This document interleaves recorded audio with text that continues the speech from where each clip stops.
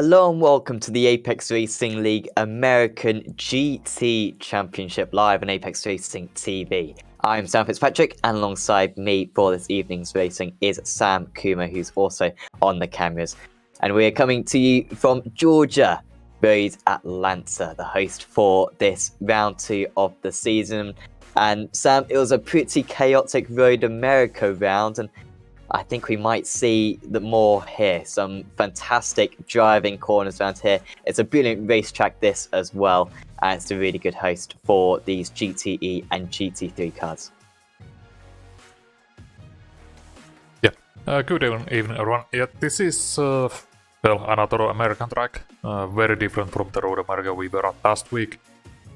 I think here, considering the grid size, how many drivers do we have? We have 49 entries so far, so I think the turn 1 and the uphill and the following downhill will be really testing the drivers, because I think that's kind of the most difficult part of the lap 1. Although then when we get to the into the back straight, this is kind of what we will be seeing here again, the drafting that we saw at the Road America. But yeah, I think it should be a good race. I mean, it's very well suited to these kind of GT cars. Yeah, it sure is. 10-minute qualifying session just coming to an end right now. We'll have a 20-minute first race, then we'll spin the wheel, and we'll have a reverse grid second race, double in length, worth the same amount of points. We'll maybe mention the points a little bit later on, but no doubt who's leading the championship in the GTE category. It's Martin van Loosenord. He's really been very impressive, particularly in the Sim Racers World GT Championship recently. And he's on pole position here as well. 2 tenths clear of Yavi Utreras in second. Then it's Tom McMahon, the British GT champion, the kind of defending champion, effectively. Not a big gap between those 3 drivers. Then it's Nick Madsen for TechSense Pitstyle Motorsport, Justin Rehm, Rodrigo Lizowski, Christian Mickel, Cohen Kloopman, Michael Abdoka, Hal Stadler, Lewis Bibby, Callum Barron, Tiago Loureiro, Andrew Brown, Cam Dance, Brandon Corker, Simon Underhill, Guillaume Barros, Kieran Roch, James Saltz, Stephen Bacade, Andrew Locke, Joseph Soul, and Kev Hopeland. Also hope to see Russ Davis taking the start as well in 25th place. However, he did not set a qualifying time. In the GT3s then, a very even size grids these. Carl Kravner starts on pole position, 1/1000th of a second ahead of Bod Boland. Then Scott Brazier, championship leader, in third.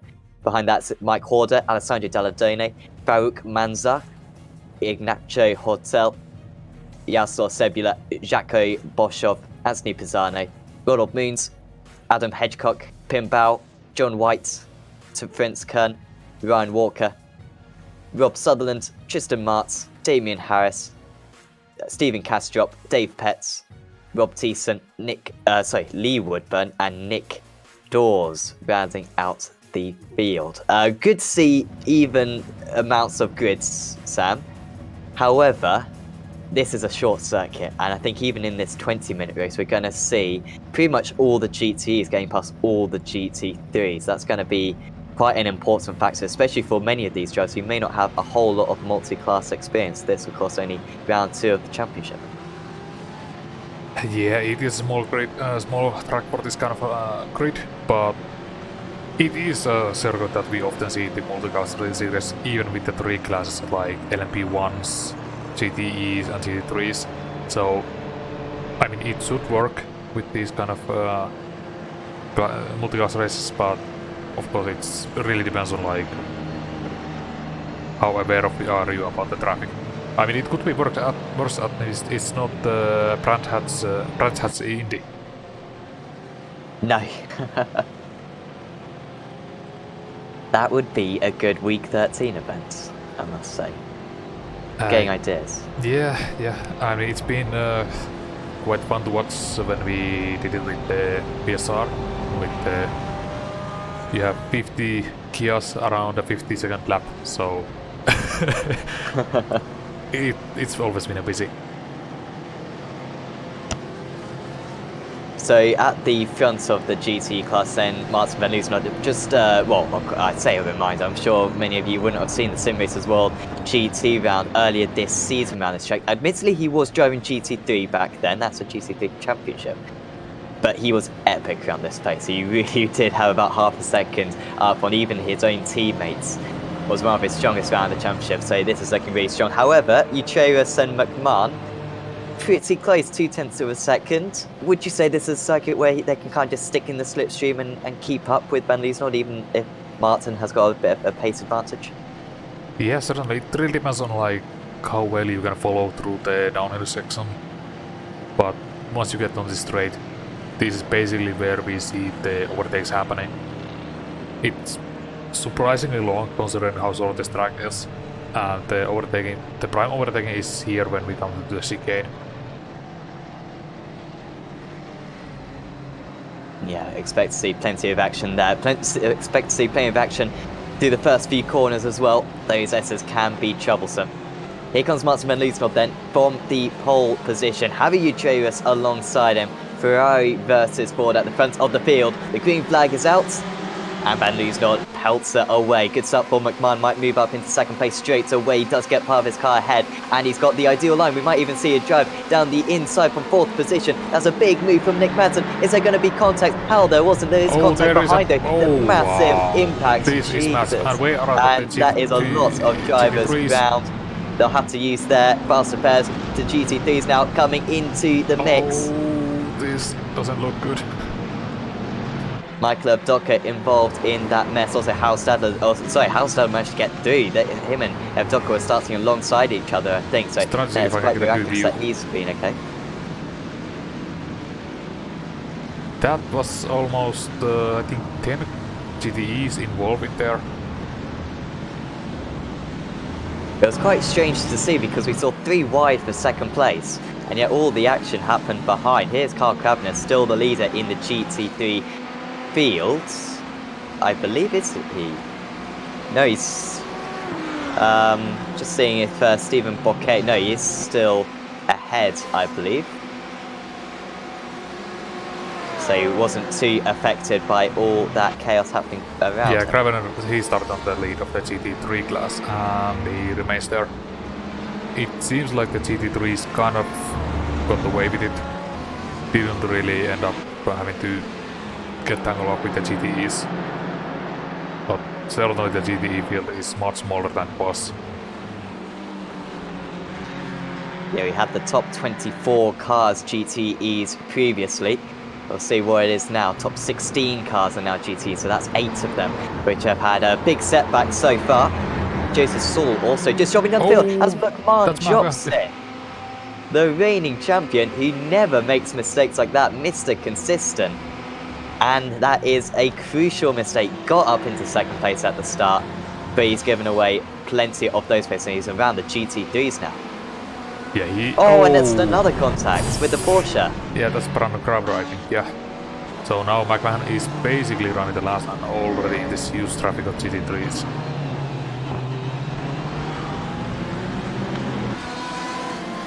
Might have some damage on that car potentially. He's now mixing with, that might be Michael Evdoka potentially, that he's fighting with at the moment.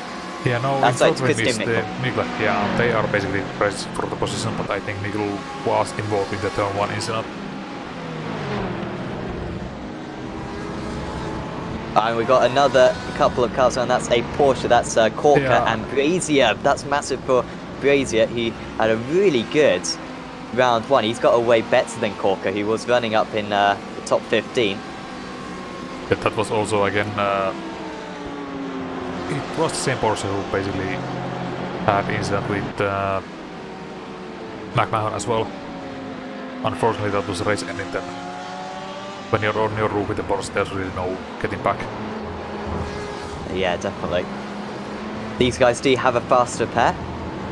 I'm sure they're being put to good use so far. And of course, if you use the fast pair, as long as you can get back to the pits without towing back, you will probably still finish on the lead lap, and you can still get within the reverse grid. Here's side by side.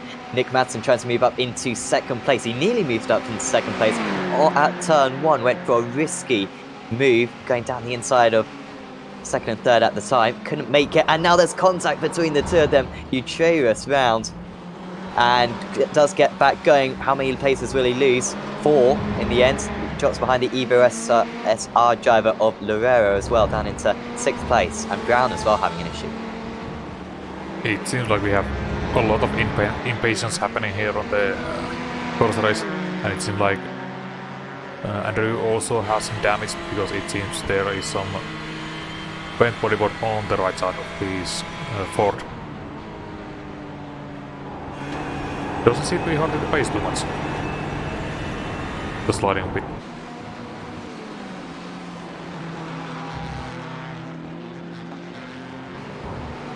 So difficult to get past around this part of the circuit, but does go for it. Gets past Stephen Boucade there. He's up 8 places. Cam Dance up 11 places already, up into 4th position.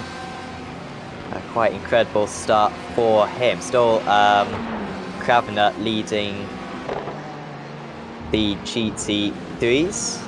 And he's actually got Mikkel and McMahon behind him, so that's a nice little buffer for him. Back to Bod Boland in 2nd place. Yeah, so far I would say that the leaders of both classes have had the best races so far. I'm kind of surprised that Kramer was able to so easily avoid someone, because he was basically the first guy coming through. But maybe the rest of the GT3 may have to avoid the GTEs that were then rejoining the track. As we have a 3 wide, and maybe the track wasn't wide enough for that. Ortel involved. That's going to be a slowdown for the Audi as well. May have well been perhaps Brazier involved in that one. 3 wide into turn 1. Is there going to be more contact? Yes, there is. Either side, Ortel not making too many friends out there. First the chicane, and then turn 1 on this lap 5 of the event. And it's Farouk Manzai. He had a nice qualifying. Was qualifying up in 5th place, but unfortunately he's going to have to tow back to the pit. So much damage on that car. Yeah. I am going to feel sorry about the stewards, because I think there's going to be a lot of work even after this first race. Imagine if there was just one person doing all the stewarding as well. Oh, wouldn't want to be him. That would be basically a whole week. Yeah. 2 weeks of work there.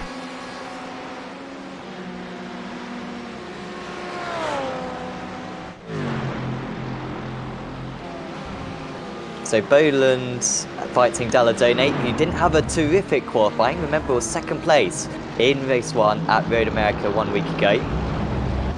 And he's trying to replicate that right now. If he can get past quickly as well, Carl Kravener's only just ahead. About 1.6 seconds between 1st and 2nd, but already about halfway through this event. Or, yeah, to be fair, still in the first half of the race. Yeah, and Boland's hanging on. Yeah, it seems like maybe Dalladone is faster than Boland, and maybe even harder, because they are just sticking so close even through this twisty section. So I would expect Dalladone to make a move here when we get to the back straight. All wide for Boland. And it might be prior to the back straight. Very much thanks to the Meraki driver. And Dalladone up into 2nd place now. But it will be close to go down the back straight, but not the run that the number 10 car really wanted from that corner. And that's Mike Horder he's looking to get past. Nice drive from Horder so far. Up a couple of places from his starting place in the GT3 category. And he's got some nice overspeed on his rival. To the inside he goes now. Pretty much the widest part of the circuit. Boland half covers it off. And it was enough to deter Horder for going for the overtake. Yeah, half a cover part. It's just you kind of don't want to risk it at this point, especially when you're running your 14 class. Because if you're that much faster, then you can just wait for a better opportunity.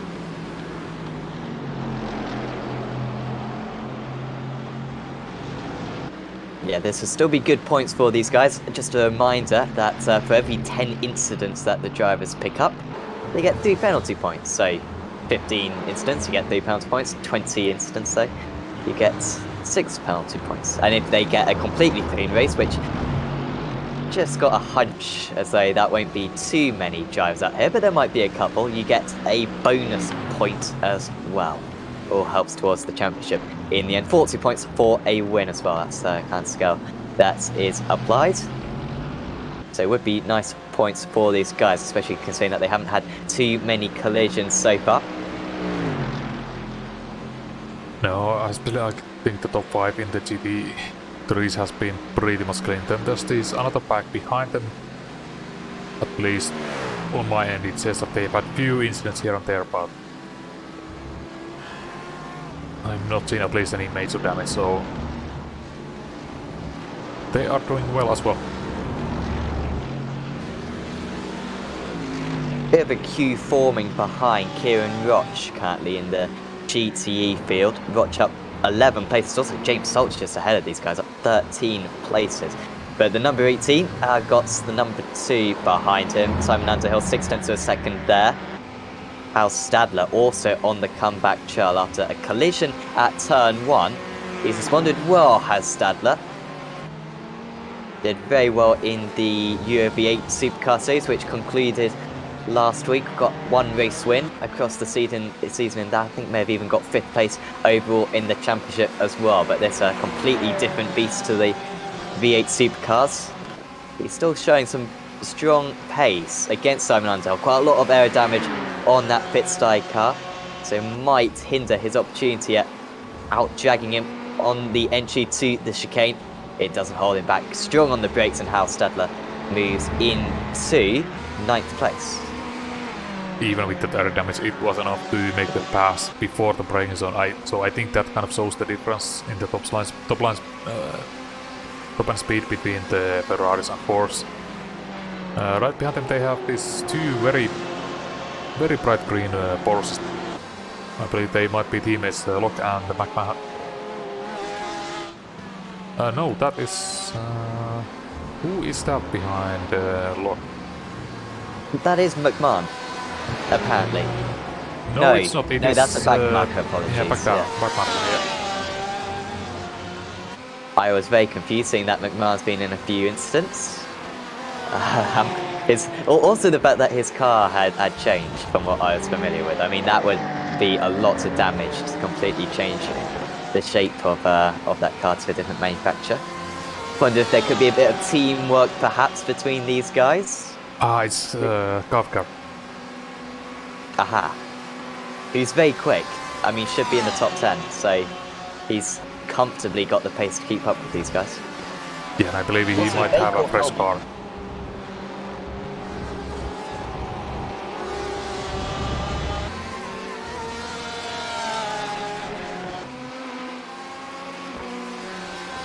Lap 10 for these drivers. Out in the lead, Martin Van Leeuwenhoek 3.7 seconds ahead. He's cruising, I think, Rodrigo Lizowski. I don't think we saw Lizowski move up ahead of Nick Madsen, but that is what has occurred. Oh, wow, that is quite unbelievable. Don't join back to the circuit unsafely. We had to dish out quite a few penalty points for a certain incident at Road America for that. And that is a lot of damage for Lizowski. He might be able to crawl that thing back, but it seems like 2nd place is a curse right now. So. Yeah, it seems like no one wants to take 2nd place. At least, fortunately, it looks like this Ferrari is still going straight, so we do have a bit less than half of the race left, so that is still... Top 3 is possible for Lizowski, but yeah, you can't have too many spins like that.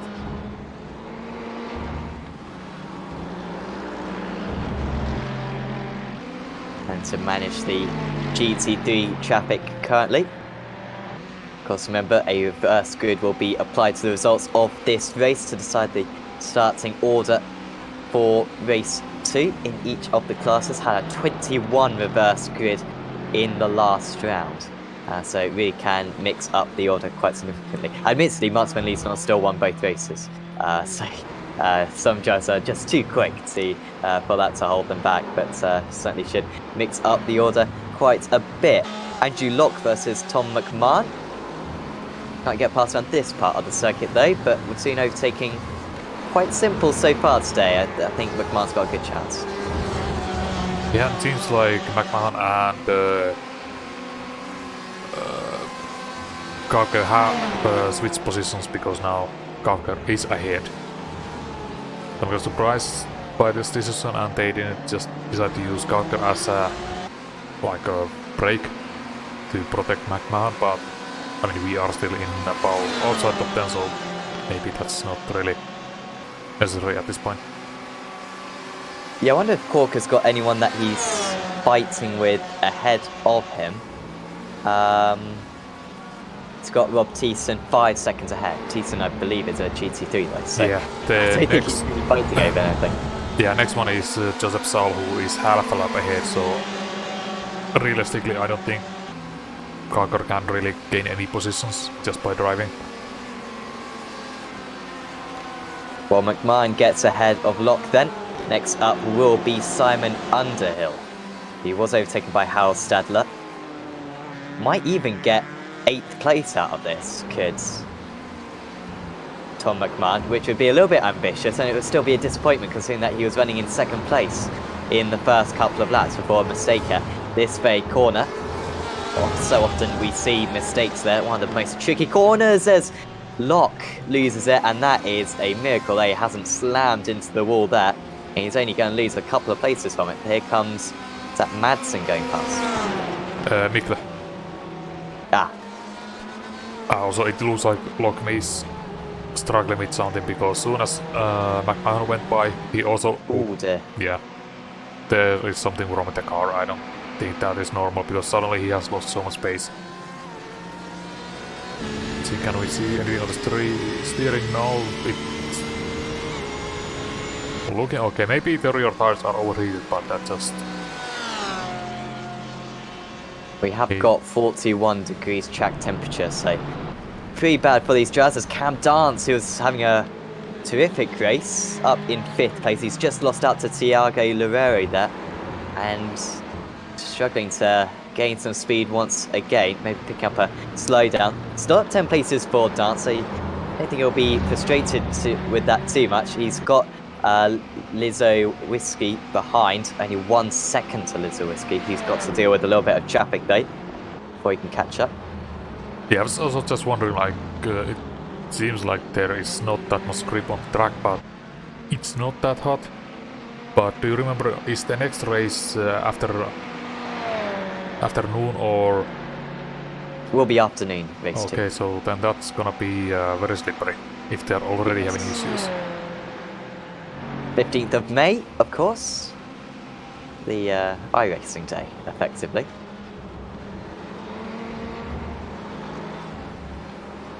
I mean, I've never been to Georgia, but I've heard it does get quite hot. Shockingly, I mean, anyone who's raced around Interlagos in recent months realises that Interlagos is the actually the centre of the sun, which I wasn't familiar with. I thought it was somewhere else. But it's 52 degrees track temperature quite often around Interlagos. It really is a obscurity on the iRacing service, it seems. So these guys should be happy with that. It's only 41 as McMahon, that is textbook stuff against Simon Underhill. Yeah, spots right there in between. And who is that actually in front? That's Thiessen.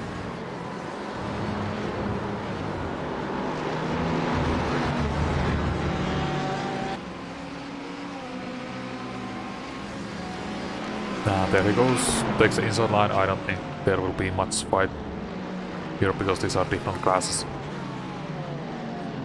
The 79 car gets out of the way. That was Nick Dawes, who is... he might be eligible for the reverse grid. I am not quite sure, but we'll work it out certainly once all the results are in the end of this races. Here comes Klopman. Oh, how is that not contact there? Must have surely been rubbing front tyre to rear tyre, and Klopman moves ahead. Can Underhill keep part of his car alongside? He can, but it's not the exit that he needs. And it's Klopman who moves up into the top 11 now. 1.6 seconds behind McMahon. Underhill might try to respond, quite a wide entry to turn 1, but I think the rev match driver should be able to pull away now. Yeah, there was definitely small contact there on the quarter panel. But Underhill is not giving up. But just a little bit offline there and already lost half a second. Let's also take a look at what's happening in the GT3 class. Here's our leader. Currently fighting with Callum Baron, although Baron is not really racing for position here. The Daledona has suddenly dropped down quite a lot from Kravener, so I'm not sure. Did he have some incident? But also Mike Hodder has dropped back, so it seems like the gaps are opening in this field. But if we go a little bit further back, that is John White and Scott Fraser having a good battle here, and White runs a little bit wide, allowing Fraser to get by. And who is that in the background? That is Wilhelm Barros in a small spin.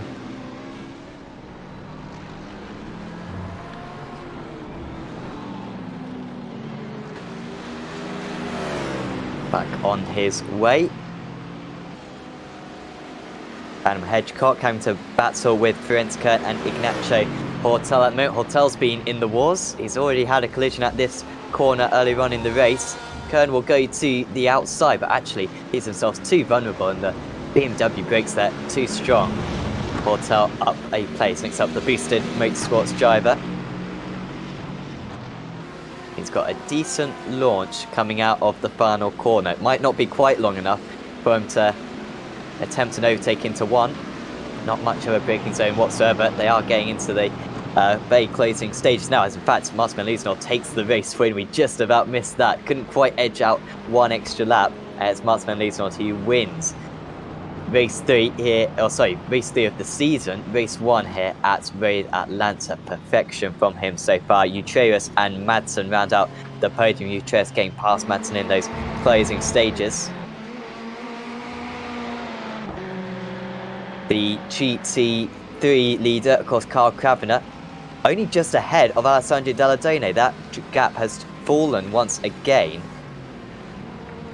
Had opened up to 1.5 seconds, but Daladone within 0.3. Is he going to go for a last lap lunge here? He's got a better line to the finish, to the checkered flag. Is Kravener out of fuel because he is losing a lot of time on straights? The finish line comes out just quick enough for Carl Kravener. Bit closer than what it seemed a few miles ago. But Carl Kravener takes his first race victory of the season at Road Atlanta. Good effort though from Daladone. Started down in 6th place, I believe, in that class. And did a brilliant job to get back up in 2nd. That is a driver surely out of fuel. Or maybe just a lap down. Rob Sutherland gets past either way.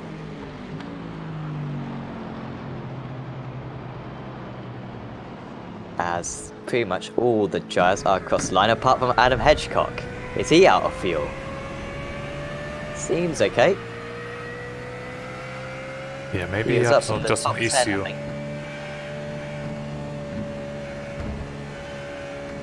I think that might be some technical issue, because it seems like steering wheel is not straight. Yeah. That's a shame, because he was battling with Hotel, wasn't he? Yeah, and then, he was right there in the battles. So his car, not quite as good as how it started. I'm sure it'll be nice and fresh for race 2. So, the race winner then, in the GTE category, Martin van Liesnort, 8.8 seconds ahead of Javi Utreus. Nick Madsen finishes in 3rd with Diego Loureiro in 4th. Behind that is Rodrigo Lizowiski, James Saltz, Cam Dance, Kieran Roch, Harold Stadler, Tom McMahon rounding out the top 10. There was Cohen Cloakman, Simon Underhill, Kev Copeland, Stephen Boucade, Andrew Locke, Andrew Brown, Christian Mickle, and Callum Barron. He was 53 seconds off the lead. I'm just trying to see if who else is eligible. Joseph Saul will be the last eligible GTE for the reverse grid. The retirees were, or 1 lap down was Justin Rame and Guillaume Barros, and then the retirees were Brandon Corker, Michael Avdotka, Lewis Bibby, and Russ Davis did not take the start. In the GT3 category then, Carl Cravener wins out by 1/10 of a second in the end over Alessandro Dalladone. Mike Horder rounding out the podium. Behind that was Bod Boland, Anthony Pisano, Jacko Boshoff, Scott Brazier, Ignacio Hortel, Prince Kern, Rob Sutherland, John White, Yasser Sebula, Adam Hedgecock, and Dave Petts was the first driver 1 lap down on the race leader. Then was Lee Woodburn, Stephen Castrop, Rob Thiessen, Nick Dawes, Pim Bow, and Ronald Moons. And I think Moons will be the last eligible driver for the reverse grid as well. Then the retirees were Tristan Martz, Damian Harris, Ryan Walker, and Farouk Manzar. So, the best time of the evening. It's time for not 1, but 2 reverse grid wheels. Yeah, the wheels on the screen, unlike the results, which for some reason did not want to show up. But we'll take a look at it during the break. But so let's go ahead with the wheel spin.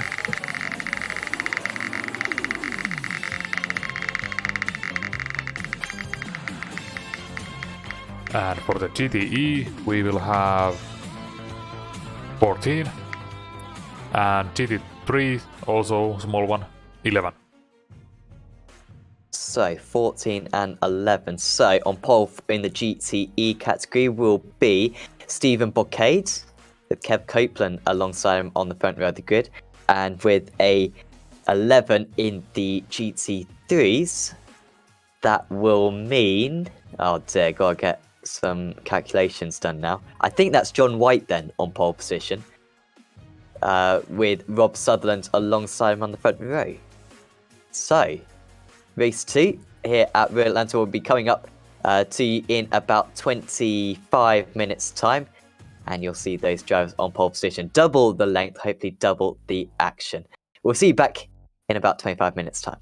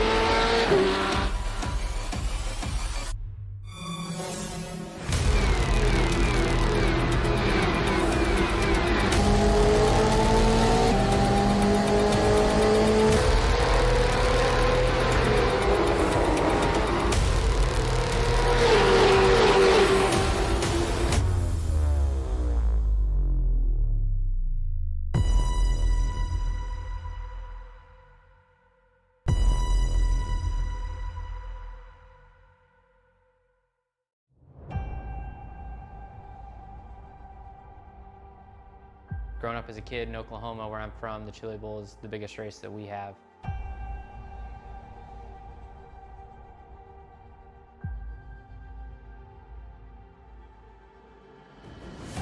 The Chili Bowl has kind of been my favorite race of the year.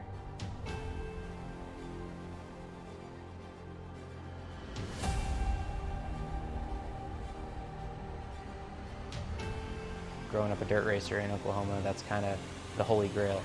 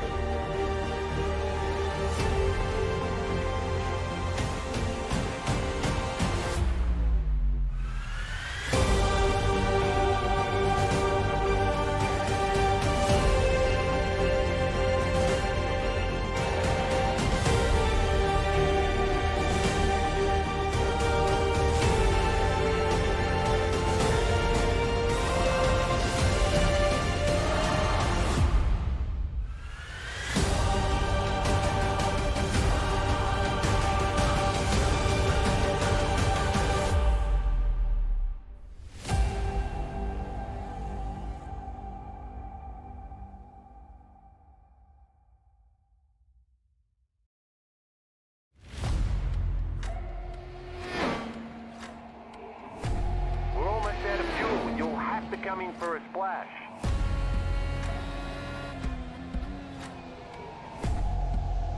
Three, two, one, now.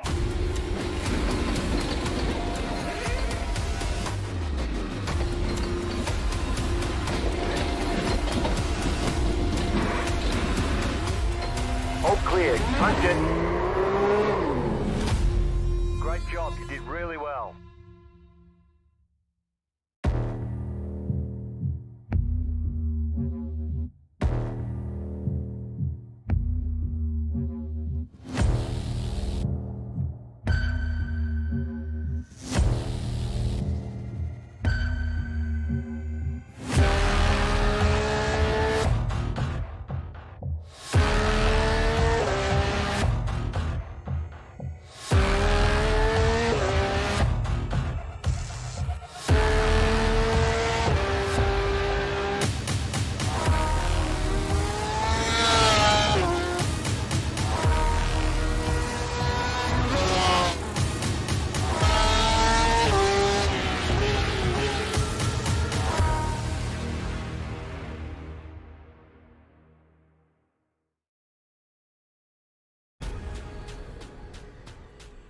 The most realistic online racing sim ever made. This is iRacing. Detailed laser scan tracks, fully dynamic real world cars, and over 50 series to choose from. 6 online world championships offering over $100,000 in annual prizes. This is the original esport racing game. This is iRacing.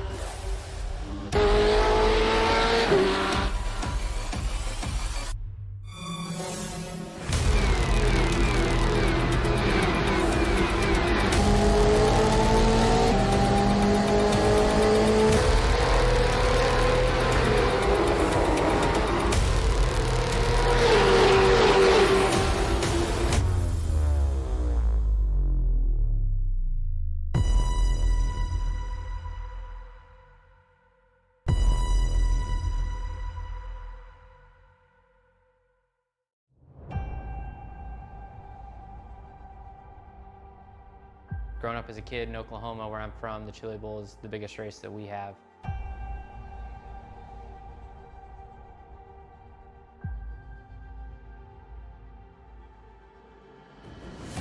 The Chili Bowl has kind of been my favorite race of the year.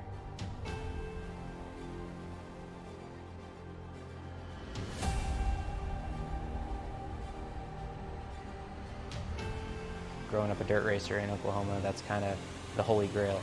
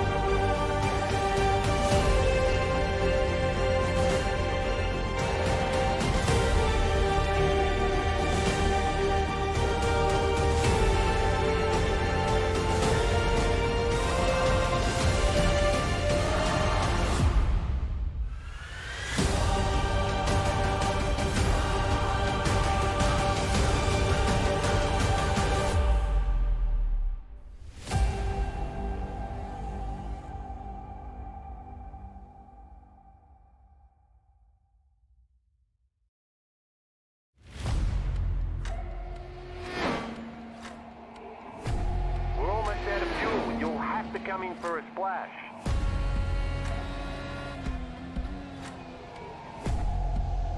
Three, two, one, now.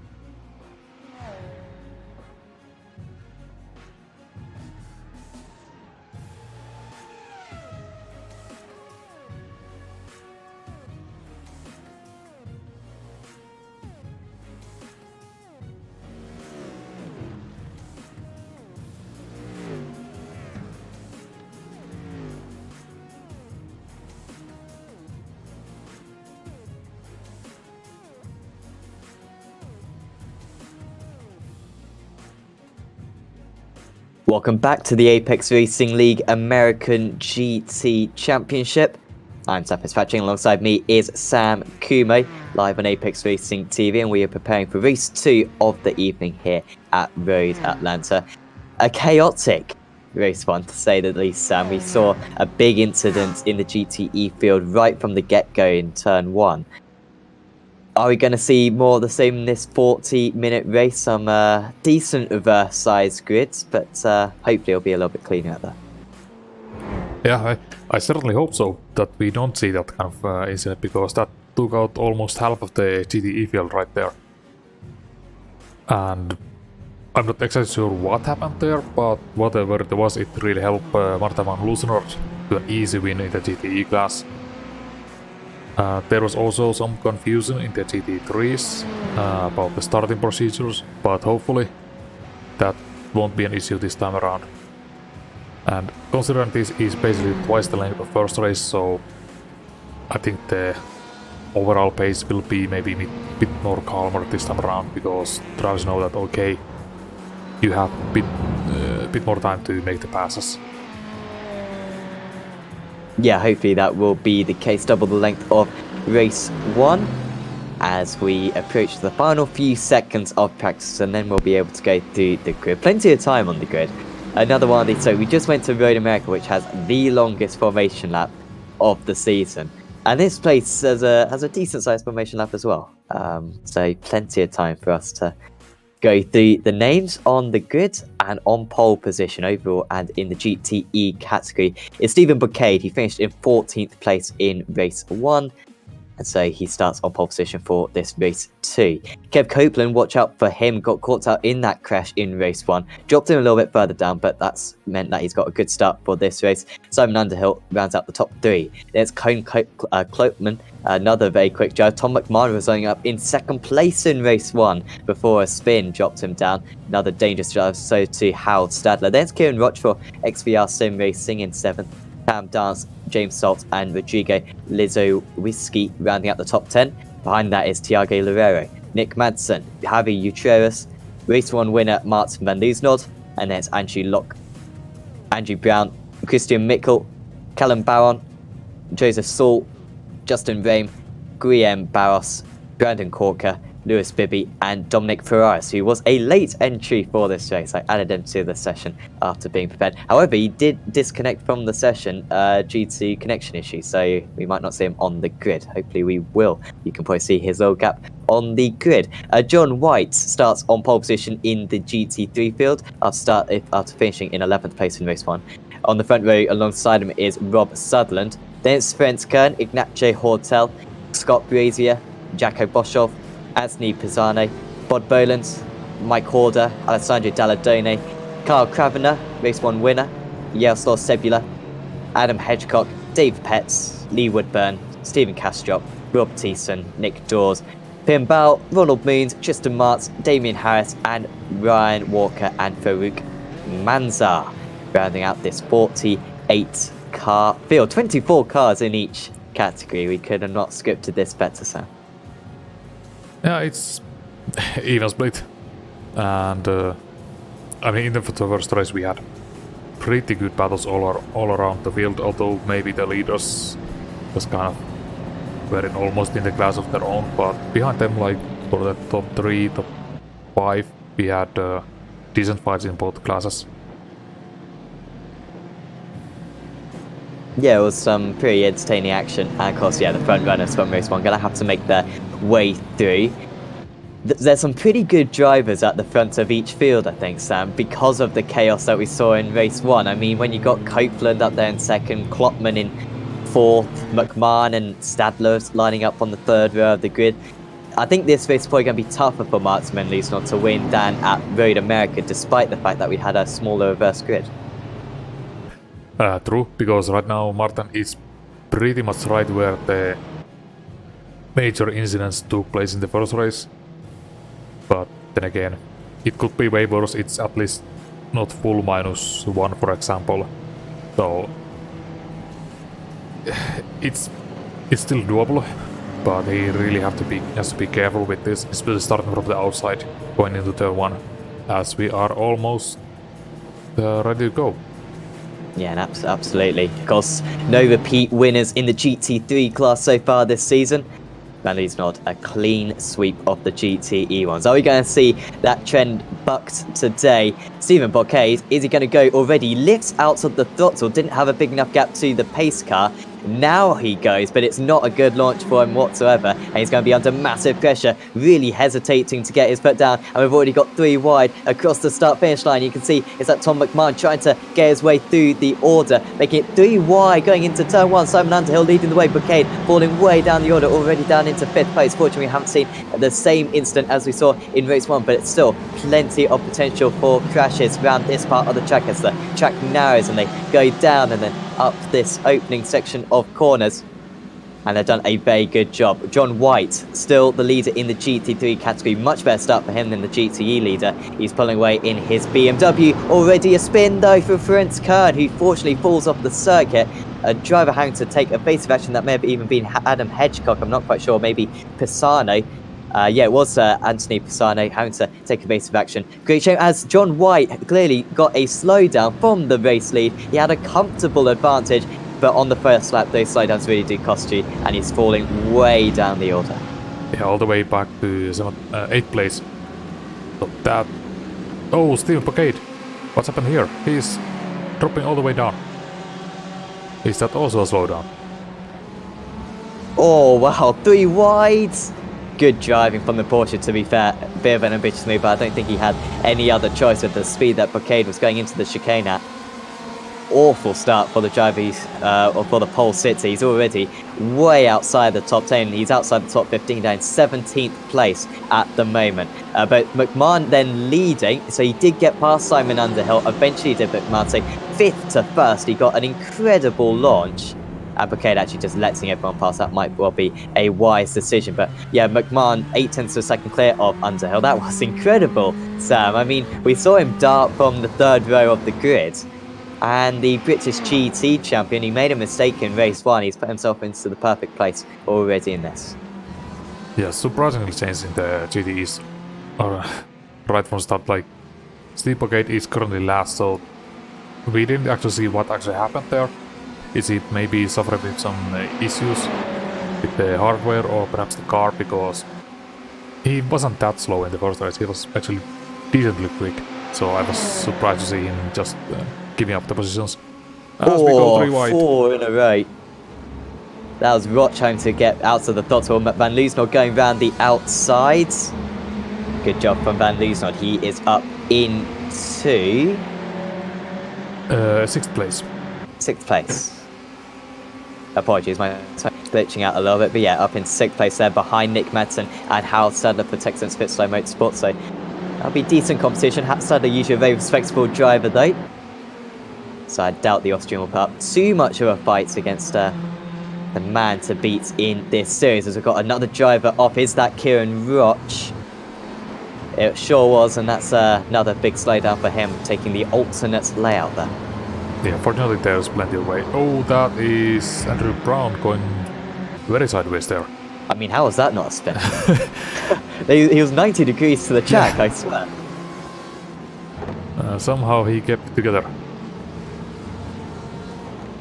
Only a matter of time, so we'd see a big crash at that corner. We've had, well, at least 3 caught on camera so far. I'm sure there are plenty of others in that race 1. Such a difficult area of the circuit, as the car really lose some downforce over the crest and over the bumps of that curb. Tom McMahon got spiced up with the race on that last lap. Here comes Christian Mickle getting past his kind of teammates. Runs a bit wide though, and he's going to have to attempt that move in a little bit. That's on that's Copeland. Copeland, yes, yeah. Apologies. Now Mikkel on the inside, actually more or less defending from Kalkar. As also Callum Barron joins the party here in his red and yellow Porsche. All wide for Mikkel.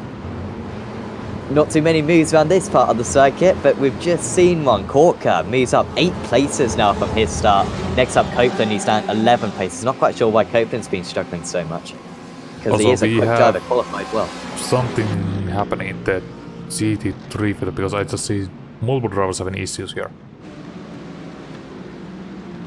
Boland certainly one of them. Maybe Mike Horder as well, potentially. Here it is. Yeah, so round is around, and that was Buset car also involved, and I hope this is not unsafe really. Rejoin. No, he is able to join just fine. But we have a change for 2nd place in the GT3s. That is Taladone going past the Hortal, who might... Oh, well, that explains it. A lot of damage on the front right. Actually, whole front section of his car. He's falling way down the order now. That is painful straight line speed for Ignacio Hortel. He's just letting everyone past. No pit stops, remember, in this race for these drivers, so if you do come into the pits for a fast repair, you're not going to regain your time later on. That is just a absolute loss. Oh, and we have an issue for Stadler. From what, 5th place? Yeah, I think he so. He may have been ahead of Van Loosenod still. He was certainly fighting with him, and that car is crabbing a lot. Yeah, that is race over. In fact, he'd already been passed by Van Loosenod, Lizzo, Whiskey and Utreus before that. He was down into 8th place, but yeah, still awful for him. Yeah, so maybe he was just trying to get the positions back and just small off track. That is John White really pushing hard through the curves here.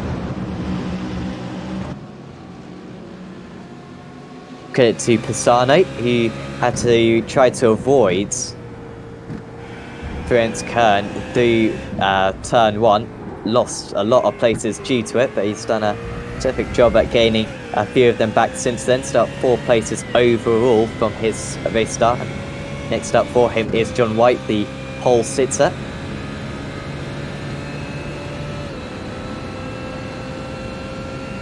Slightly closing in, but may not be close enough this time by. And we have also changed for the second place in the GTEs.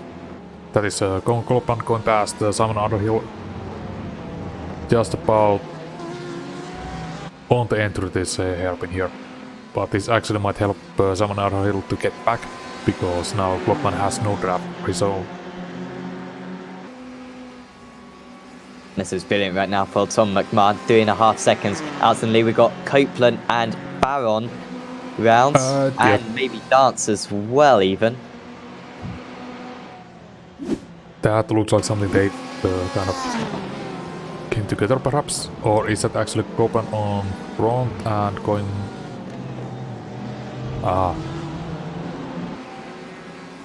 So Copeland was trying to make a pass on the GT3, but then just lost it.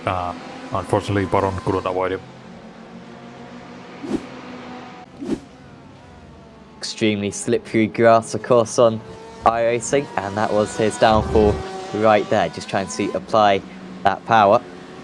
Great shame for Callum Bowen, who's having some nice driving out there. Here's Kravener, race 1 winner. And is he losing that place? Yes, that is. Brazier. That's a bit surprising to see. Brazier, of course, did win race 2, was it? No, race 1, apologies, at Road America. So he is quick, but it did seem like Kravener was the man to beat around this track today. Yeah, it seems like Brazier was way faster on the straight. I don't know if Kravener has maybe some damage. At least I don't see anything on the car.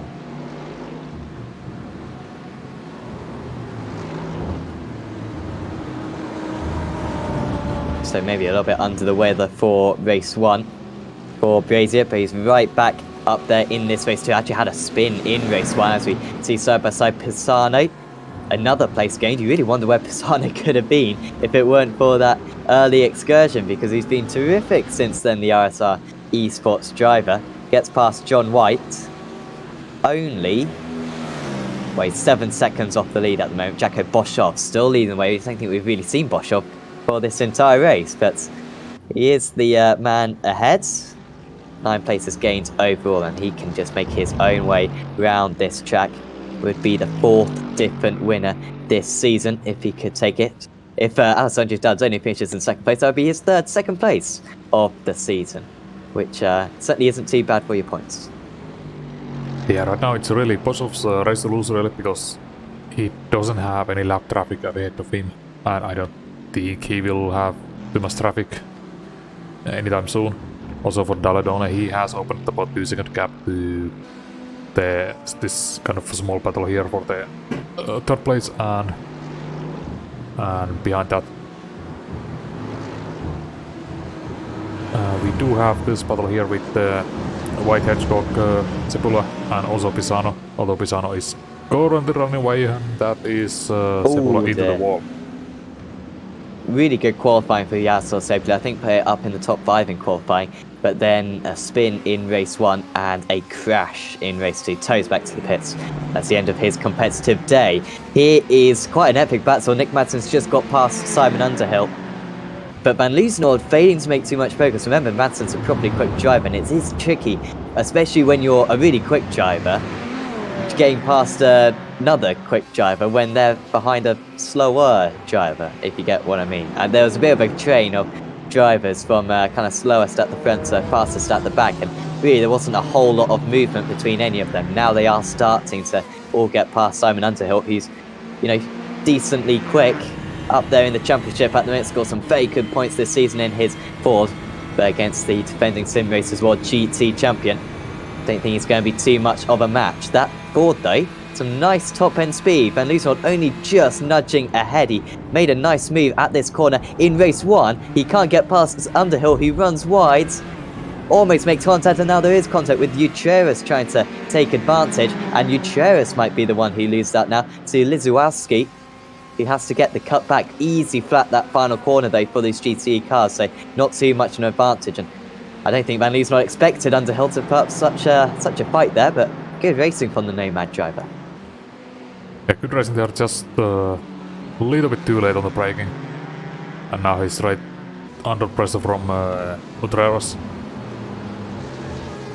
Also, yeah, we saw Lizowski trying to make a move in the last corner, but that's just that is such a high risk move that I think it was the better idea to just back off and look for a better opportunity, for example here, coming just straight. So got a terrific top 4 now with McMahon leading Klopman, Madsen and Van Liesnold. Underhill running in 5th with Utreras and Lizowski running just behind. Really, any one of these top 7 drivers could still win this race. Andrew Brown another 4 seconds behind, seems to be a little bit out of it at the moment. Deep lunge for the Ford driver. Underhill just is really quick out there. I think is he an AM driver, Underhill? I think he is a pro driver, is Underhill. But of course we haven't really spoken about that too much, but each of GT3s and GTEs, AM and pro drivers, all entered in their separate championships along with the overall championship as well.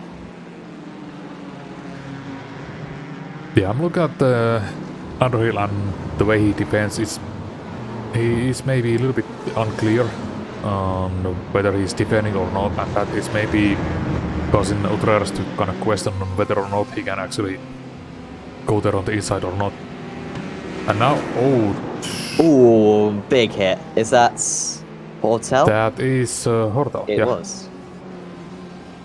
He's had a rough day.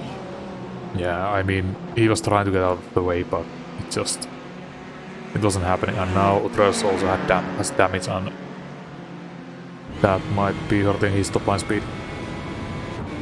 Straight line speed. Was very easy for us to get past, so Utreras one of the front runners in race 1. I don't think he's going to be able to challenge the podium places now in race 2. Will still be, a decent result. I mean, a top 8 is certainly very possible, maybe even a top 5, but of course, driver his caliber really does want to be fighting for those very top positions. Likes of Christian Mickle and Corker and Bibby having a very close battle at the moment. It's remarkable how close they are. There they are. I was just looking at the time screen. They're literally 4/10 of a second separated the 3 of them for a moment. Mickle, I think, all these drivers getting plenty of place. Mickle up 6, Corker and Bibby up 10 each. And also these 3 cars are remarkably spotless so far, so they've definitely kept it clean. And up to 10 position for both Corker and Bibby.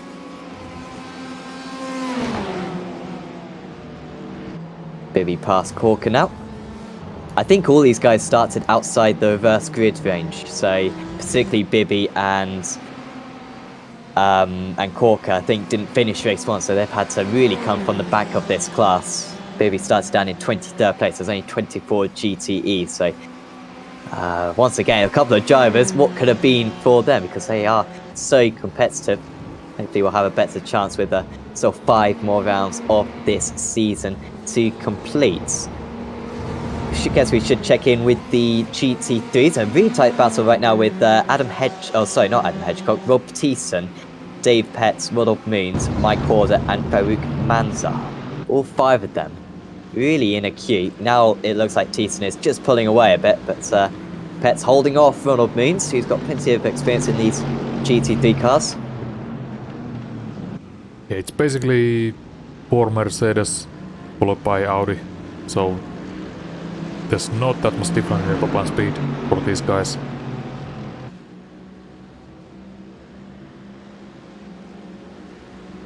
Pet's really defending that right side on the straight, but now that is actually going to be the outside line in the chicane. Moon's not too far away from Thiessen there, but he's nailed that braking. In fact, actually, it's left him vulnerable on the exit. So often see a better run coming out of that corner. Then it's a long run through. He's found a couple of corners, and Ronald Moons. I mean, I was just complimenting how good his braking was into that chicane. He's lost 2 places from it. And there goes the boosted driver of Mike Horder, who's going to lose out, I think. Also, it seems like we had a competitor with Uteros and Lisowski in the GTE class. It's also Carl Krabener with a crash. Race 1 winner was Krabener, I think. Yeah, that's right. It feels like a while ago. Apologies to Carl. Oh, contact there. With the Audi going past the Mercedes, who is now falling down a bit. Manzar really, Moons managed to get down the inside. All of a sudden, you just see a couple of times there. First with Moons, and then with Manzar losing, Pets losing vast amounts of places, just being shoved offline, and then really losing out very quickly behind that. Also, Frank Kern gaining 1 position here. He really didn't have any luck in the first race, and I don't think the second race has either gone as planned.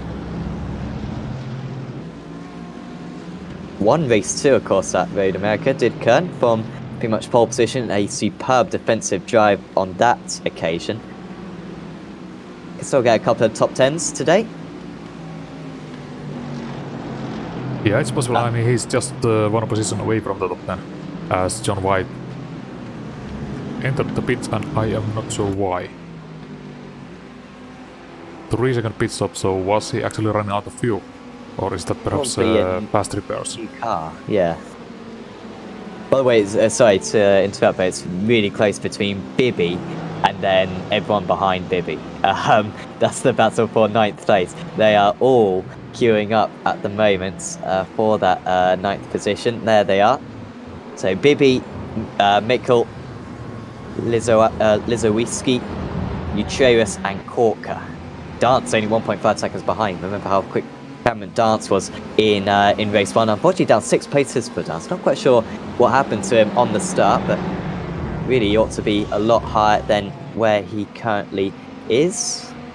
Also closing up with the race C as well, but I think we'll stick with this for a little bit longer. Dance might be actually struggling with the tires again, because I don't know if you noticed, but he was really sideways coming out of the hairpin there. He could well be correct. 38 degrees track temperature now, so a little bit cooler, but still very tricky for these drivers. So I guess that collision that Lizowiski and Utreus had, which we I don't think we quite caught, but they clearly lost each other the exact same amount of time, because they were about 10 seconds up the road, and now they're fighting amongst each other still. So at least when they did crash into one another, they cost each other the same amount of time. Yeah, I do have it, I believe, so we can, if we can just quickly take a look at what actually happened here. So this is Lizowiski.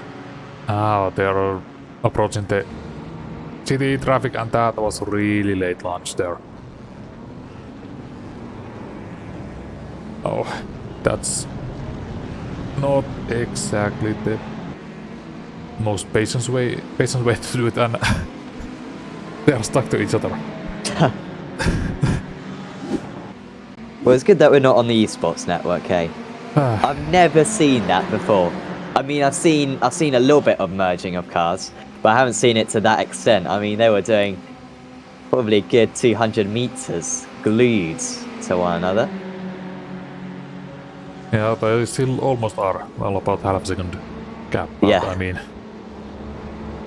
if we see any kind of launches like that, I mean, that gap is going to close again. Oh, Van Liesnor versus Klopman. Van Liesnor's got past Koen Klopman. They are teammates, so not a whole surprise there. I think they are proper teammates as well. 3 drivers per team, and so the likes of Texan Spitstye Motorsport and also Rev Match Esports. I think maybe a couple of other teams as well. I think even SR potentially. Playing in multiple teams. They won't score the same points necessarily, all of them, but still will help each other out. Here is going back to that GT3 battle that we were watching a little bit while ago with Ronald Moons just at the back of this, having to go onto the grass, there's Nick Madsen. Did he get out of the throttle? I think he did. Not sure if that was the wise thing to do or not, but the GT3s are so quick at the end of these straights, and it's going to have to be bold for Madsen. Oh, he gets two of them. And Van Loosenal a bit deep himself, trying to get past the boosted driver of Horder. But fortunately, they don't make contact. Now, Madsen getting held up through the final corner, slows his momentum down a bit, but crucially, he will get past before they get into the S's. Now, can Van Loosenal get the move done going into turn 3? Yes, he will. Otherwise, that would have been 3 seconds lost right there. Yeah, they basically just overtook the battle that we were following. And also, yeah, that's right, because from my experience that I've drawn with the GTEs, especially the Mercedes, it used to be so fast on straights that if you had decent amount of downforce on GTE, you actually wouldn't even be able to catch it, because it would be then approaching you on the back end of the straight, for example at Spa or so. And of course they got ABS as well, so strong on the brakes. Oh wow, Madsen's off the circuit again. That seems to just be his new racing line. He's done that for a couple of times in a row. That's going past Rob Thiessen now. 3 rev match drivers in a row. Take a photo, guys. I mean, to be fair, anyone who watched Sim Races World this season knows that quite often there are 3 of their drivers in a row, and that was the top 3 positions on track. So I'm sure they've got a nice stock of those images. And Lizzo Waski again. So this is 3-way battle between all of these, and Andres is around. And then more followers. That is Cameron Dance and Brandon Cocker, I believe, yeah. Plus Random GT3, that is number 14, who is that? Is that Kravener?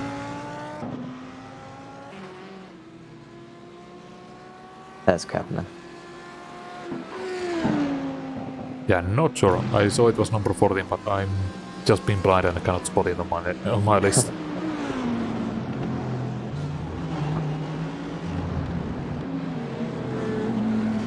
So going back to this battle then, Manzar, Horder, Moons.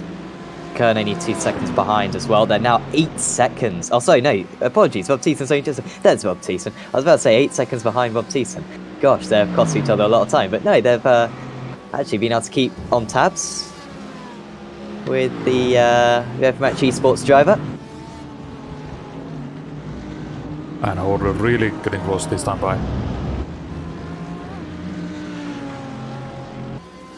Thiessen losing massive amounts of time now. He was pulling away quite comfortably before. On this lap, Thiessen a 20.5, Manzar 19.0.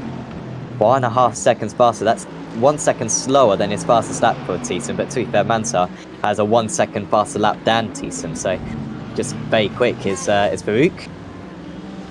Joe, who we haven't seen too much of on Apex Racing TV. Not sure if you'd like to prove me wrong, sir. No, I don't think we've seen him much, but I did spot some chat that he is actually decently fast, so I mean, it then shouldn't be a surprise that he is catching up with Thiessen, although I'm looking at the sector times of Thiessen from previous lap time. It doesn't seem like he had any slowdowns or something, it's just in every single sector he has been losing a lot of time compared to his previous pace. Might be best for Thiessen to let this one go quite quickly.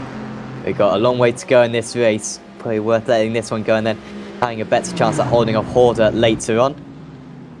64 though, staying alongside. I think the 46 will get a better exit though from this chicane. All the way around the outside, there's barely a cigarette's width between the two of them. Shorter line for Thiessen, but a little bit more track to generate some speed for Manzar. Still can't get ahead. That Mercedes quick down the straight. Oh, well dear. Tried to go for the cutback, did Manzar, but he didn't get close enough to either side of the circuit and really did just commit to that far too much, and the Audi scooping up the Mercedes. And that drops Thiessen all the way back to 12th place. Also, we had something happening in the GT East because now some other hill suddenly lost a lot of places and is struggling quite badly with that car. Yeah, that's not drivable. Oh, such a shame because he was, I mean, he was leading at one point. Not for very long, it was less than a lap, but he was leading. And still was looking like he was going to get top 10. He's still fighting with these drivers, and I must say, if I was Christian Mickle here, I'd be a little bit concerned. And now if I was Rodrigo Lizowiski, I'd be a bit concerned as well. Until, to be fair, early on the race, surely he'll take this back to the pits.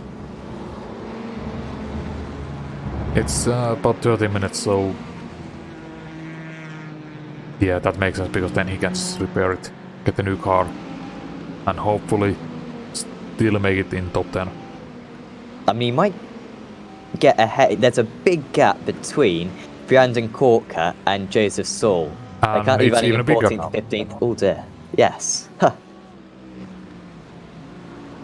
So then the next one is Paros, who is actually having a nice battle here. Underhill's already getting going. 1 second pit stop. Yeah, he's miles ahead of Underhill.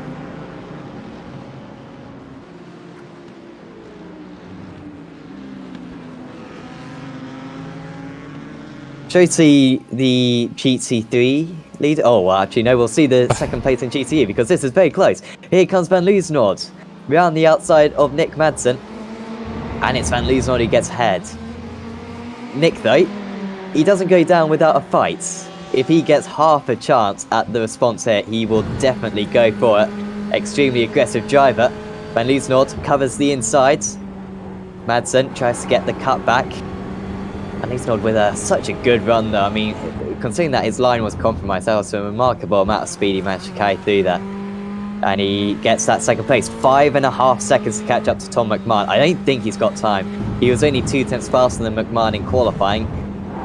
And McMahon's been really consistent out in the lead. Madsen sliding the rear end of that GTE car. Wants to stay within the slipstream, but I mean, Van Loosenord's going to be tricky to keep up with. I think Loosenord has basically been at the battles and draft all the way through, and now I think we might actually see what the pace is in this race.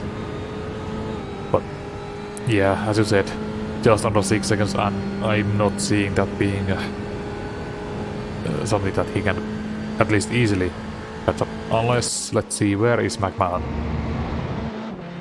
Well, there is a little bit of traffic in front, so this might actually help Loosenord.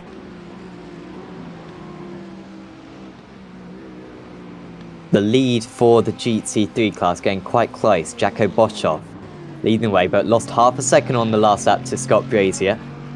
Haven't seen too much of these guys. They kind of gradually got closer and closer to one another as the race has gone on.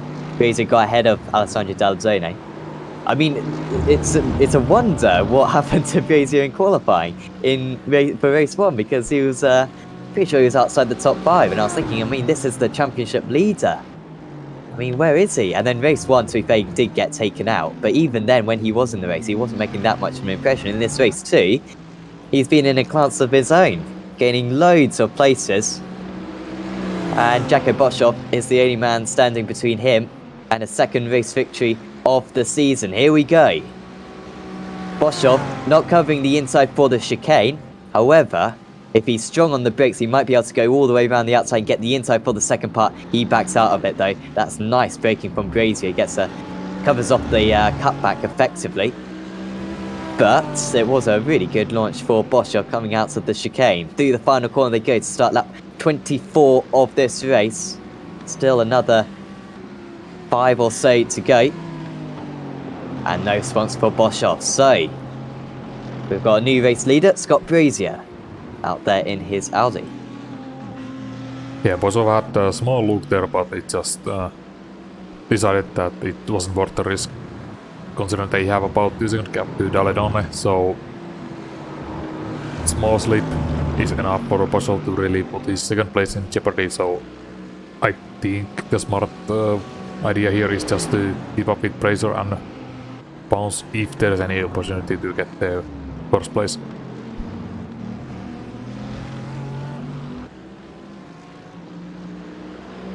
Got Dalladone behind them. He's now being lapped by an Evo SR driver. That is Tom McMahon. So he is now lapping all these guys. Doesn't really make any... Well, might make a little bit of a difference.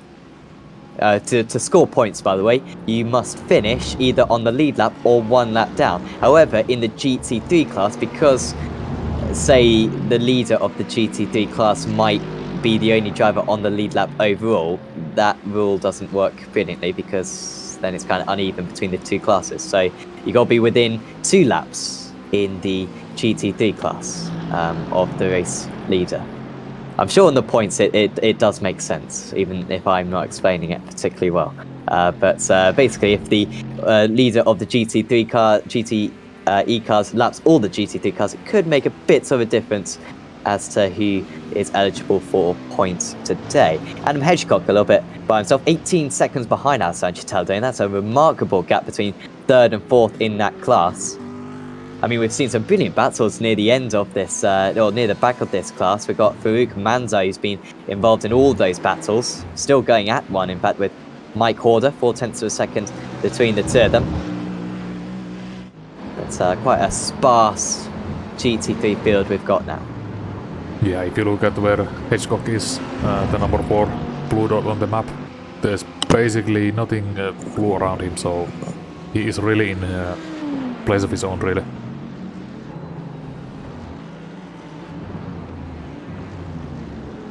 But the Mike Horner is really closing in again on Mazar again. It's about 0.4. Enough for the draft, but I don't know if it's enough for the get the move here.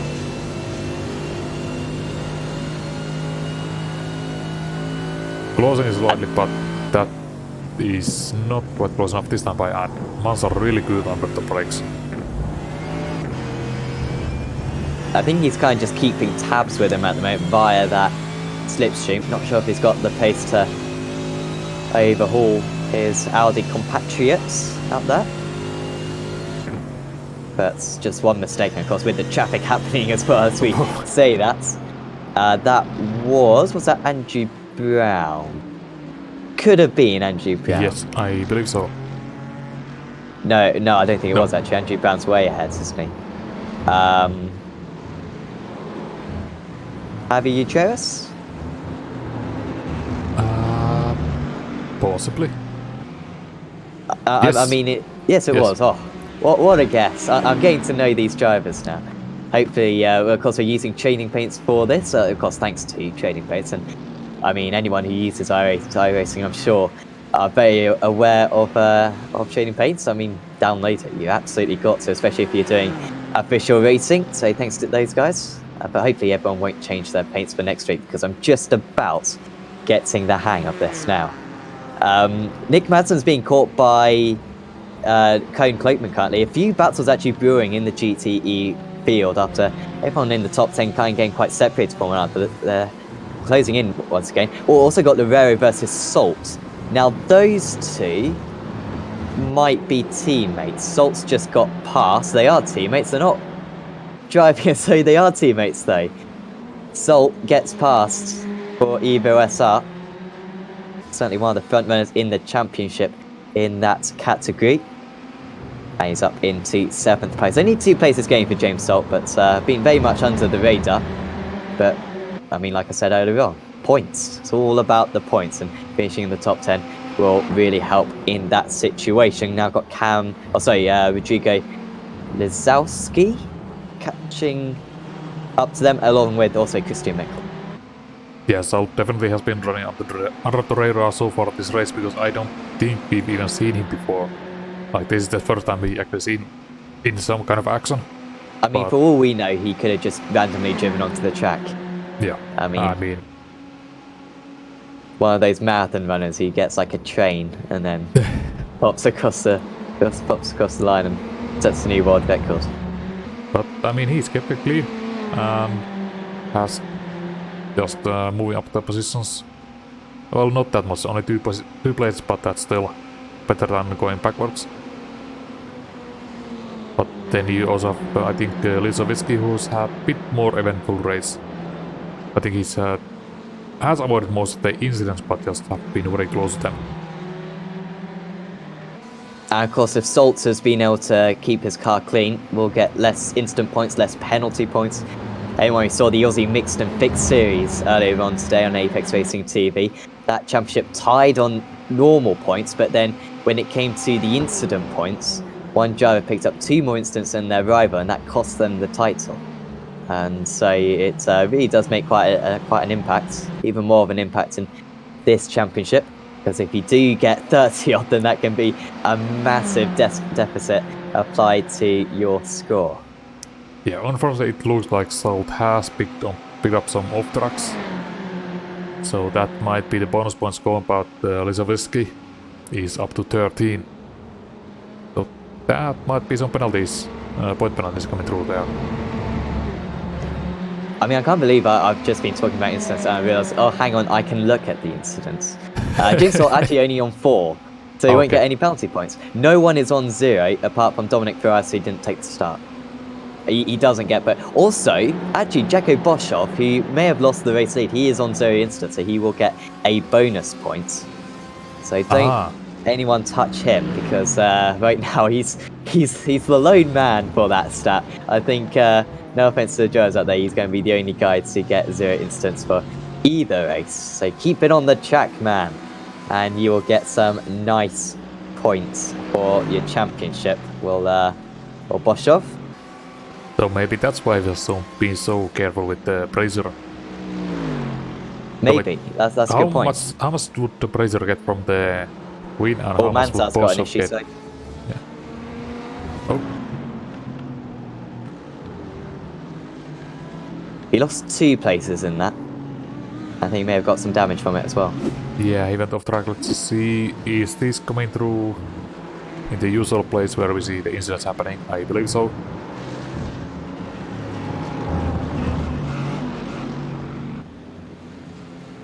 They're hard hit on the wall, but just somehow gathers it up.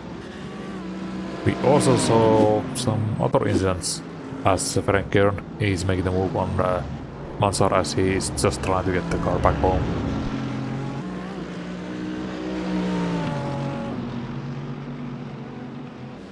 So 2 more laps for these guys, or will it even be 2 more laps? 2 more laps, I believe. Only 1.5 more laps for this guy, Tom McMahon. A lot of traffic for him. He's got time though. He's 3.5 seconds ahead of Martin van Nieuwshoorn. Only lost 0.5 of a second on that last lap. He doesn't need to rush through these drivers, but around this Road Atlanta circuit, probably more than any other circuit in the world, you can lose vast amount of time in a very short period. Just with the nature of the corners around this place. A little bit of a gap now for McMahon. He'll lose some time inevitably through the S's, but like I said, he's got a gap. Just needs to keep it on track. At this point, that is a nomad Joe going off the circuit. That's Ryan Walker. That almost seems like, is that some kind of equipment issue? Because suddenly he just steered all the way off. Should still score points, will Ryan. Back to the pits for him. McMahon scrabbling his way through. Gap's gone down by 1 second on this lap alone. He's only half a lap away from his first race victory of the season. And remember how poorly today he started for him. I mean, good qualifying to be fair, qualifying up in 3rd place, but a spin all by himself, running in 2nd place in race 1. No mistakes at all in this race 2. He's driven it perfectly. Got the lead within a lap of the start, starting in 5th place. And he has not looked back since. Built himself up a gap.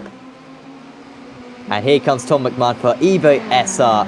And he takes race 2 here at Road Atlanta, round 4 of the championship. Van Nieuwshoorn, first loss of the season. It's barely a loss. It's a 2nd place. Makes his championship lead quite sizable just at this early stage of the championship. Where is the leader of the GT3 class? Here he is, Scott Brazier. He crosses the line to take his second race victory of the season and surely takes back the championship lead as well. Jaco Boshoff finishing in second place there with Alessandro Dalladone, another podium for him. And did Boshoff get 0 incidents? He did. He gets a bonus point, which we'll be very thankful of. So he will score 35 points from that. Considering that the race leader, Brazier, he got 3 penalty points, so he actually only got 37. So it really does show the difference that can make a 4-point swing. Manzar, great shape for him. Damage late on. But Sam, that was a really good race. Not too many incidents like we saw in race 1. We saw a couple of drivers, probably Lizowski and Utreras having a bit of a ding-dong battle out there. But apart from that, really nice driving from the guys out there. Yeah, certainly. I mean, the incidents that we saw, they were just the usual incidents that you would expect in any race, really. We didn't have the same kind of turn 1. Well, let's say what it is. It was chaos. But we didn't have any of that in the second race. And I think that's just... drivers kind of look back to it and... I mean, this is what we kind of want to see. Good racing. And that's what we really got here. Yeah, brilliant to see. Hopefully all you enjoyed it back home or wherever you're watching. Over 30 viewers pretty much for that entire race too. It was really entertaining. So yeah, of course, if you've enjoyed this video, please leave a like and also subscribe to Apex Racing TV as well. Of course, we're not going to have much on next week, to be honest. So I mean, you'll have to stay subscribed for a few weeks to really reap the benefits of that. But in the race, Tom McMahon wins out 2.5 seconds ahead of Martin Van Liesnord. Really good pace from McMahon. Van Liesnord barely closing that gap in the closing stages. Nick Madsen, another podium for him. Really good day. Second highest point scorer, I think, for today. Cohen Kloopman finishes in 4th place. There's Andrew Brown, Lewis Bibby, James Saltz, Rodrigo Lizowski, Christian Mikkel and Cam Dance rounding out the top 10. Behind that was Yavi Utreras, Tiago Loureiro, Simon Underhill, Kev Copeland, Stephen Bouquet, Joseph Saul and Guy Barros. And then the retirees in that category were Andrew Locke, Brandon Corker, Kieran Roch, Callum Barron, Harold Stadler, Justin Rame, and Dominic Forrest did not take the start, despite me taking the effort to put him in the session. Ah dear. Scott Brazier won out in the GT3 category.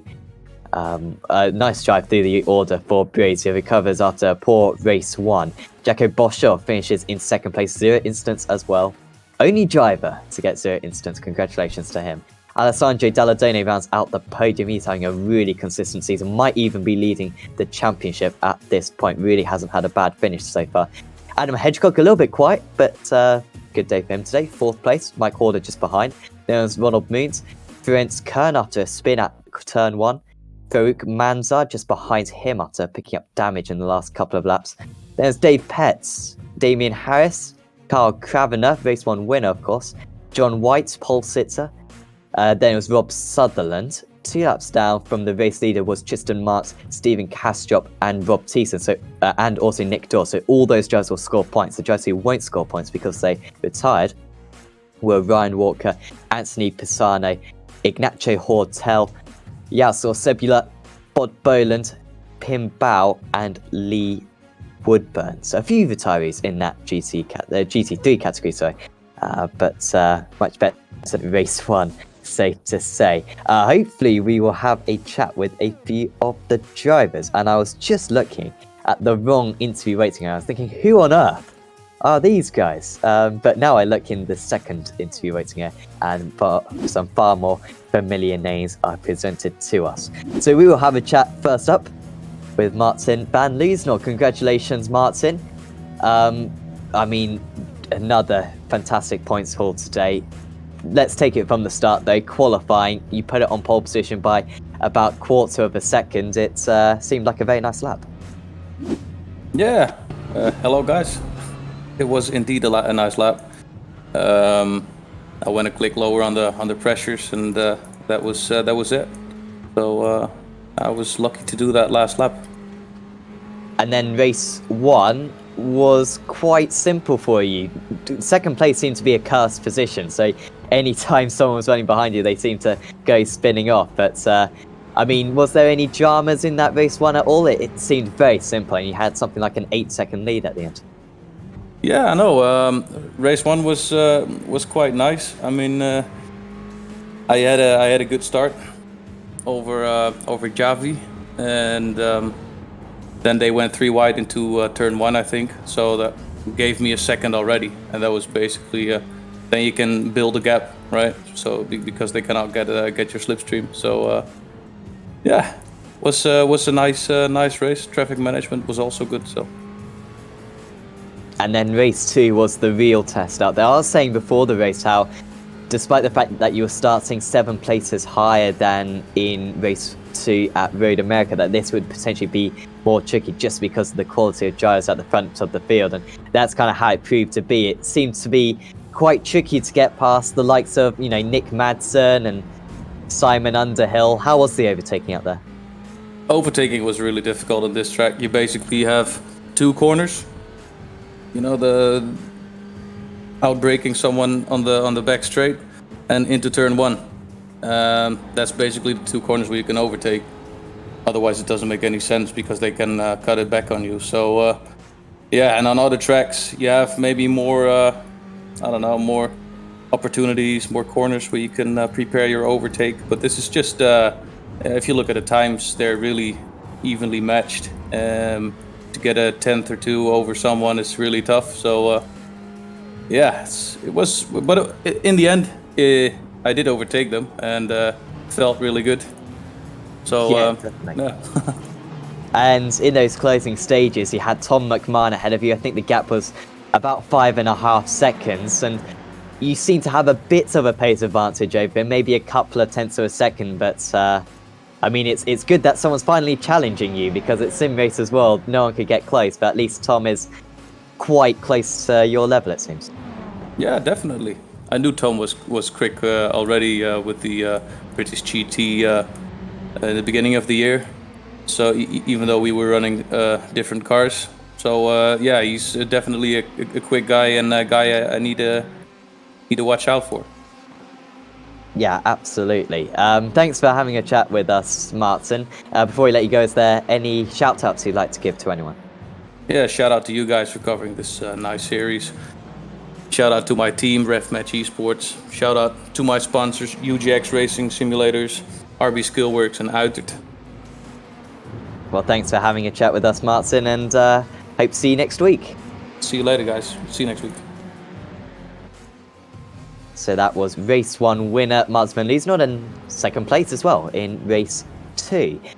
Next up, we'll have a chat with another race winner today, Tom McMahon. And Tom, well, we'll get rid of the not so good moment first. So qualifying was terrific, up in 3rd place, or even 2nd place, I'm not quite sure.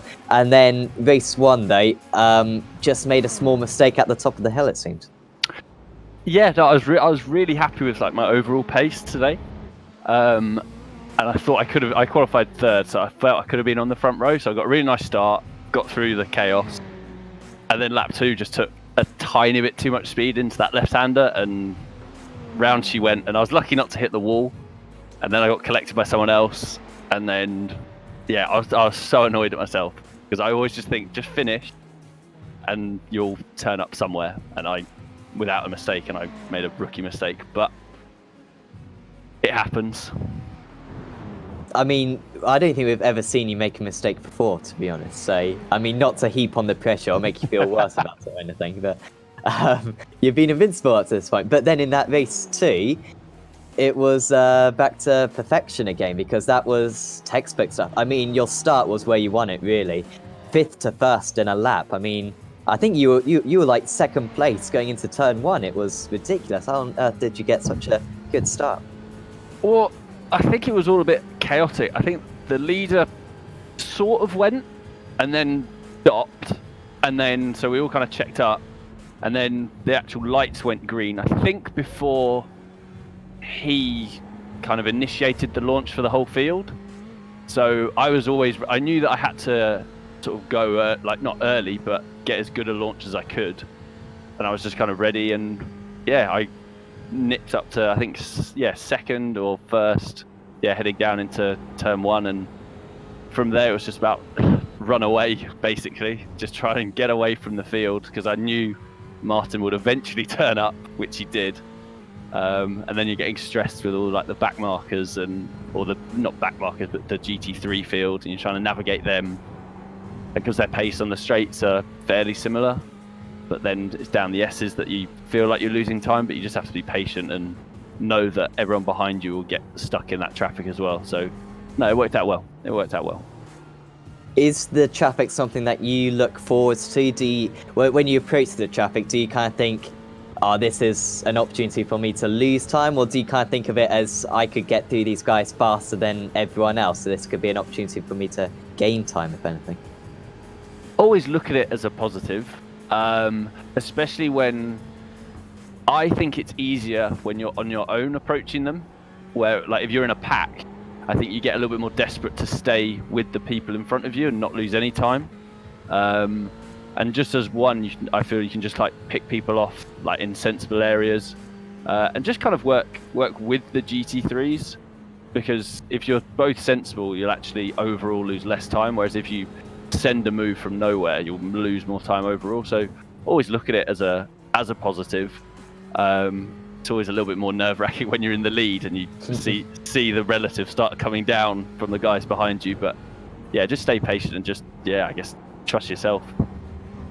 Well, it's been great to chat to you once again, Tom. Before we let you go, is there anyone that you'd like to give a thanks to? You guys, I've already caught race 1, a little bit of race 1 back, and the carnage at the beginning was great coverage. So hats off to you guys, and then just the Evo SR guys. Always a pleasure to race with them and practice with them. So but that's the thank yous on my behalf. Awesome. Well, hope to see you back for Laguna Seca next week, Tom. Absolutely. See you there, guys. Thank you. So that was Tom McMahon, I think like 8th place or 7th place in race 1, and then winner of race 2. Next up, we'll move on to the GT3 drivers, and we'll have a chat with Alessandro Dalladone, who scored some more very consistent results. Alessandro, you must be delighted with that. A 2nd and a 3rd place today. You're raking in these points right now. Yeah, I'm really happy. My goal today was to avoid any incident because I already screwed it up in Road America last week in race 2. So I cannot have any other mistakes, especially in race 2, where is the chance to get much points to other drivers who are faster than me in race 1. So I always need to be careful, and if you know me, you know that doesn't work really well. So it's a really complicated situation for me. Yeah, definitely. But really good results today. It seemed as though in qualifying you were starting a little bit further down, but your overtakes seemed to be really good. We were talking to Martin Van Liesnord just before. He was saying how tricky it was to overtake, but you made it look quite easy out there. Yeah, I always try my best, and I hardly ever lift. So if I have a chance, I always try to go for it. I take some big chances, especially in race 1, passing people on the inside in the last bend before the start-finish line. But someone has eventually to lift, and usually it's not me. So I made in some places, but overall, a good season so far, a good weekend, even if I lost a lot of time in race 2 in the beginning, but better safe than sorry. Yeah, absolutely. Next week we head to Laguna Seca, a circuit that isn't used a whole lot, particularly for these types of cars. Have you got any experience with the GT3 Laguna Seca combination?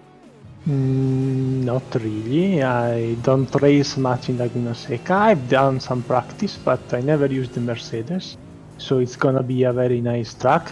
A combination of tracks I don't really like much so far in this series. Hopefully in the end with Sebring and some few tracks I like definitely more than these ones. I'll be able to do a better job, but so far so good. Absolutely. Of course, saving the scene of you being dragged around for 12 hours by our co-commentator Marco Balvanera, so clearly very good memories of that I circuit. got a really good lesson there. Oh yeah, absolutely. You know all the tricks now. So before we let you go, Alessandro, is there anyone you'd like to thank? No, I want to thank you as usual for providing this nice championship and broadcast, and also the satellite racing guys who allow me to race with their livery even if I'm not really part of the team. I'm just a member, so to speak. And hope you really enjoy this racing, and hopefully we get a better one even next week. Absolutely. Well, thanks for putting on such a great show for us, Alessandro, and we'll see you next Sunday. Yeah, definitely. So that was Alessandro Dardone, double podium taker today, and could well be the championship leader in the GT3 category. We'll have to do the calculations after the race. Next up, and I think finally we'll have a chat with Adam Hedgecock. Adam, congratulations out there, 4th place in race 2. I couldn't quite find your result for race 1, but it seemed like you got a couple of good results today.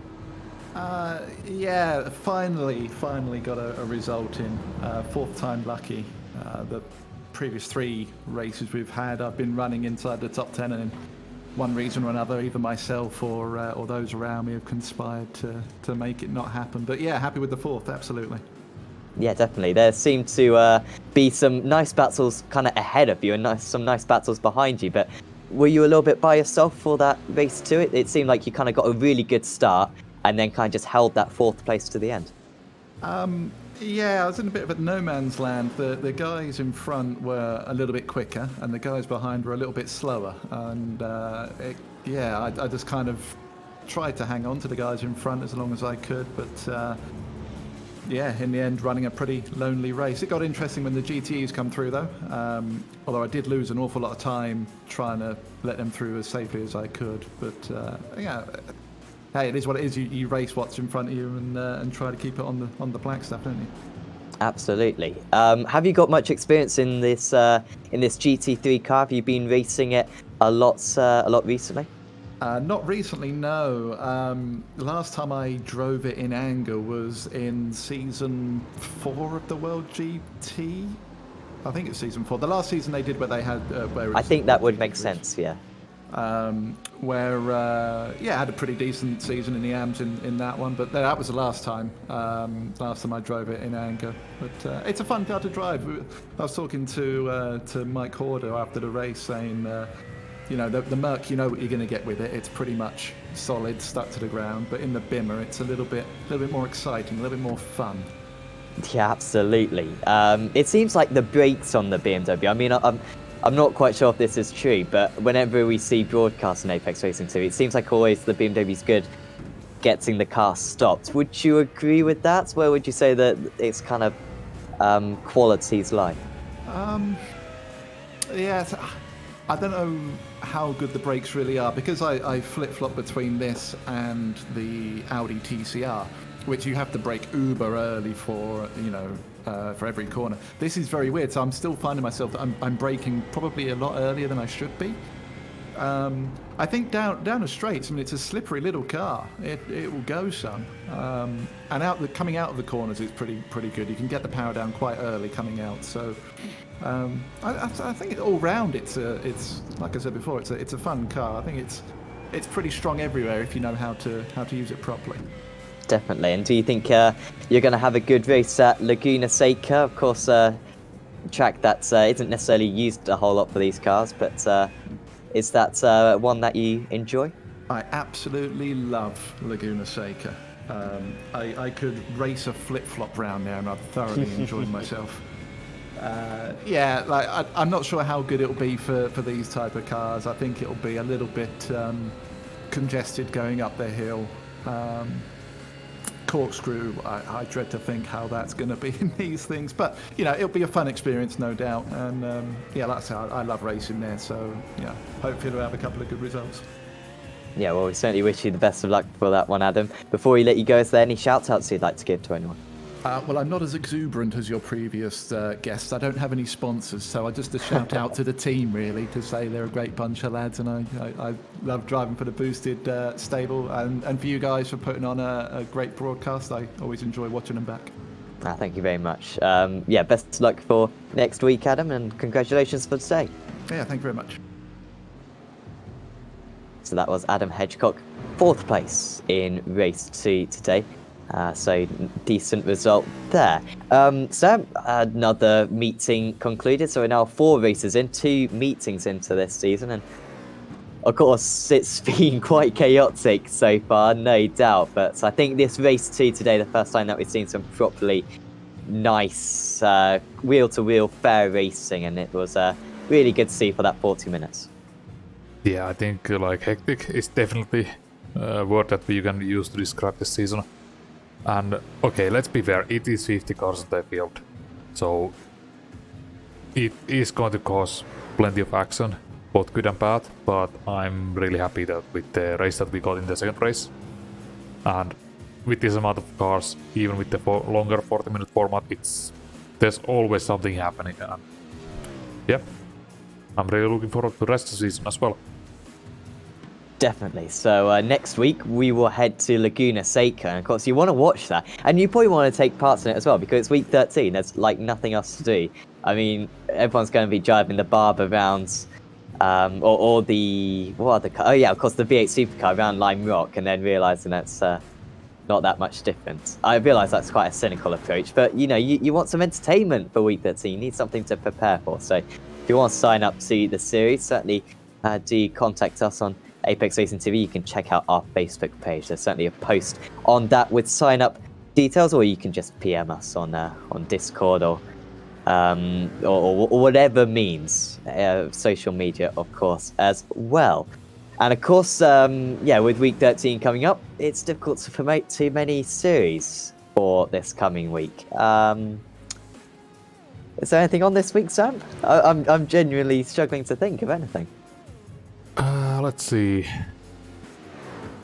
I We mean, don't no have IMSA official because series. it's week 13. We don't have Pearson X5 because it just finished. Yeah, I'm not sure.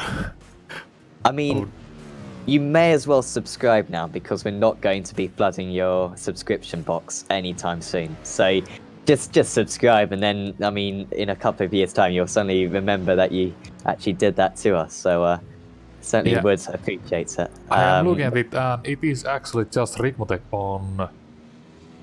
Is that Monday night? Basically, it's the US time zone race, and then the rest of it seems like it's just the ARL.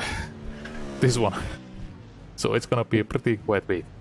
I mean, we might be able to put on a special event, but I've been very lackluster in my preparation for that. So keep your eyes tuned for that. But yeah, check out Rigmotech on Monday nights for that's US time zone, of course, as Sam was saying. And then, of course, Laguna Seca, meeting 3 of the season in the ARL American GT Championship. But for now, from me and from Sam, we'll say goodbye, and we'll see you next time.